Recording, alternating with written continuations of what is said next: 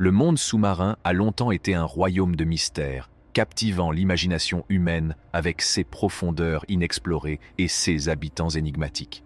De récentes expéditions sous-marines ont permis de faire une série de découvertes stupéfiantes qui ont émerveillé et intrigué les scientifiques et les aventuriers.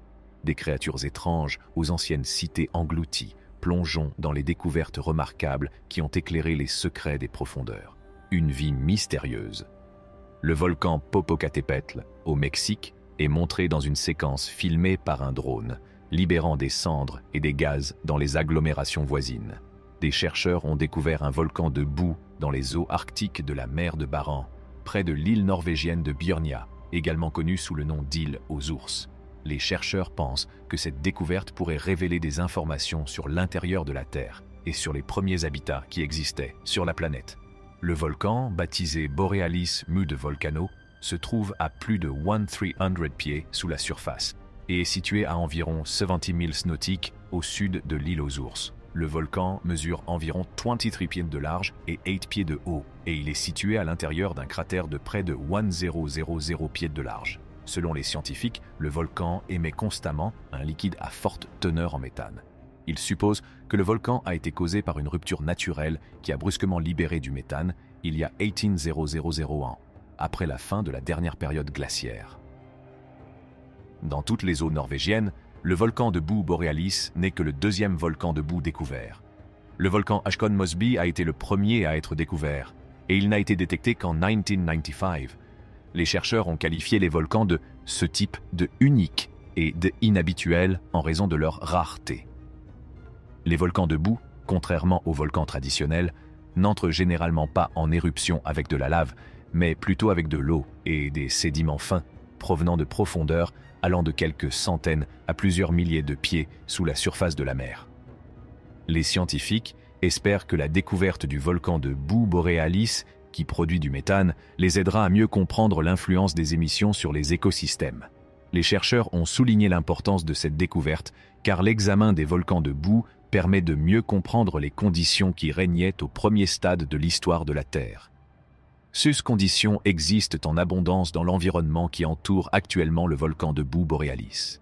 Outre les tapis bactériens et les broussailles, les chercheurs ont découvert des organismes marins tels que des anémones de mer, des éponges, des étoiles de mer, des coraux, des araignées de mer et des crabes. Jardins d'éponges géantes. Sur les sommets des volcans sous-marins endormis, on trouve des éponges massives. L'océan Arctique central, cela leur permet de manger les tubes de verre composés de protéines et de chitine, ainsi que d'autres détritus piégés par les anciens habitants des monts sous-marins. Se contenter des restes. L'une des premières espèces animales découvertes est l'éponge. Malgré cela, elles sont prospères et nombreuses dans tous les océans, des récifs peu profonds des tropiques aux profondeurs de l'Arctique. Dans le cadre d'une relation symbiotique, de nombreuses éponges hébergent une communauté microbienne diversifiée qui contribue à maintenir la santé et la nutrition des éponges, notamment en fabriquant des antibiotiques, en échangeant des nutriments et en éliminant les déchets. Les éponges Geodia, qui étaient l'espèce dominante sur les monts sous-marins de l'Arctique, font partie de cette catégorie. Pour déterminer le régime alimentaire, la taille et l'âge des éponges, Teresa Morganti a collaboré avec Anna de Kluijver, experte de l'Université d'Utrecht, et le laboratoire de Gesine-Molnauer, de l'Institut Alfred Wegener. Ils ont découvert qu'il y a des milliers d'années, une écologie diversifiée prospérait grâce aux nutriments s'infiltrant depuis le fond de l'océan. Après leur quasi-disparition, leurs vestiges n'ont persisté. Ils constituent aujourd'hui la base de cet improbable jardin d'éponges. L'examen des micro-organismes a confirmé l'hypothèse des chercheurs. Les chercheurs du Centre Geomar Helmholtz pour la recherche océanique de Kiel ont constaté que les micro-organismes avaient exactement la bonne boîte à outils pour cet habitat, comme l'explique Ute Henschel, chercheur principal. Par exemple, les microbes possèdent les gènes nécessaires pour digérer les particules réfractaires et la matière organique dissoute et les utiliser comme source de carbone et d'azote, et ils disposent d'un certain nombre de sources d'énergie chimique. Les chercheurs ont également démontré que les éponges fonctionnent comme des ingénieurs d'écosystèmes en créant un tapis de spicules sur lequel d'autres éponges peuvent ramper. Cela pourrait aider les particules et la matière biologique à se déposer localement. Les holobiontes des éponges peuvent utiliser ces débris comme appât pour leur propre piège alimentaire. Pour protéger, il faut comprendre. Située non loin du pôle Nord, la crête de Langset est une chaîne de montagnes que l'on ne peut atteindre qu'en plongeant sous la surface toujours gelée de l'océan.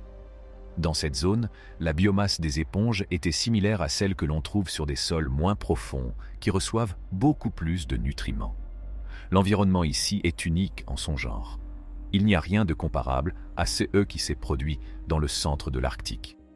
Moins de 1% de la demande en carbone des éponges est satisfaite par la productivité primaire de l'eau sous-jacente dans la zone d'étude.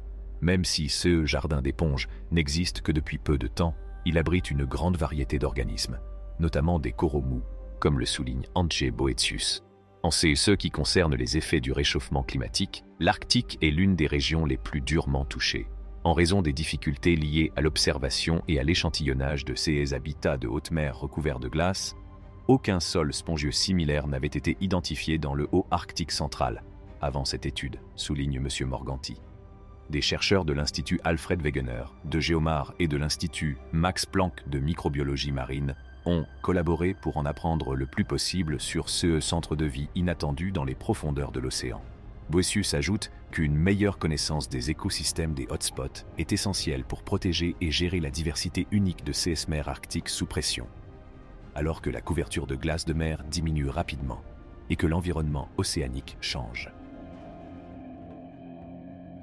En ce qui concerne les découvertes sous-marines plus mystérieuses, eh bien, Nanjing, les mystérieuses créatures ressemblant à des sirènes. Dans les eaux japonaises, des histoires de créatures ressemblant à des sirènes, appelées ninjan, circulent depuis des années. Ces êtres énigmatiques, dont on dit qu'ils atteignent une longueur de 90 pieds, ont des nageoires ou des queues à la place des jambes. Leurs traits sont minimes, seuls leurs yeux et leur bouche étant visibles.